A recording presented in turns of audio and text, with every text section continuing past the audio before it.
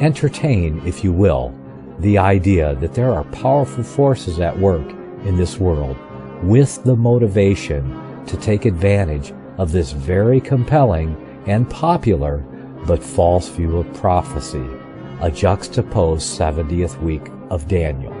Yes, I did mention counter-Reformation, and that does implicate the Vatican. At the time for the building of a third temple, a figure will arise who fits the bill of the Antichrist of the popular false prophecy.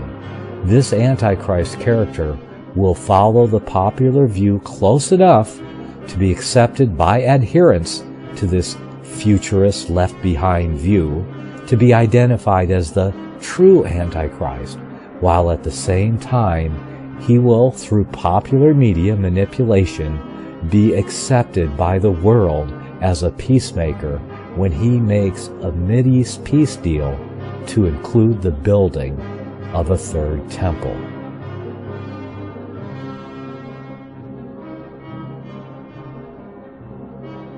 Perhaps 3 to 4 years into this treaty, the deal will begin to unravel and have to be abandoned because a conflict will arise out of opposition to a third temple.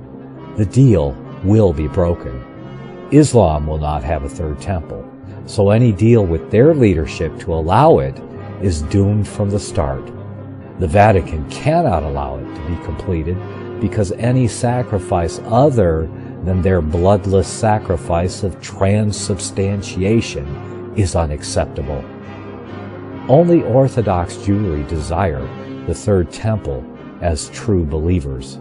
Evangelical adherents are true believers with a different motivation, which is to bring about events that will precipitate the return of Christ. However, they are unwitting puppets of the counter-Reformation eschatology that they hold so dear, false prophecy. These events will most likely be accompanied by a major multilateral military conflict in the Mideast, and the world will cry for peace as usual. Then will step onto the scene the true Antichrist, bringing peace to the world. Because he fulfills the false prophecy and vanquishes the first treaty-breaking false Antichrist, he will be accepted as the fulfillment of the popular prophecies of the return of Christ, proclaiming that he is the vicar of Christ, his replacement on earth, and the true meaning and fulfillment of Bible prophecy. He may, as our Jewish writer suggests, propose the building of a synagogue and a Catholic cathedral to accompany the Dome of the Rock on the Temple Mount, to unite the great religions of the world as one, thus bringing peace to the region and the entire world.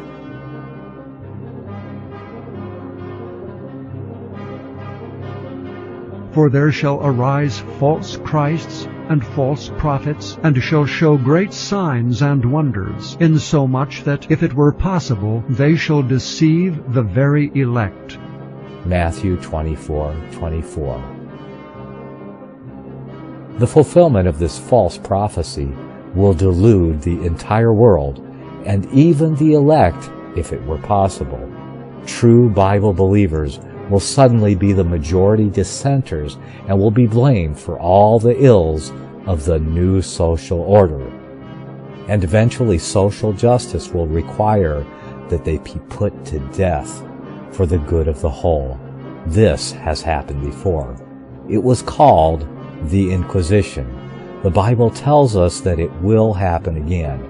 Past inquisitions have lasted hundreds of years, so the coming crusades may be no different. How comforting the thought of relegating tribulation to a mere 7-year period, which then may be even escaped by a pre-tribulation rapture based entirely upon a false 7-year tribulation period prophecy. How many hundreds of millions of Bible-believing martyrs and others would have benefited from a rapture escape.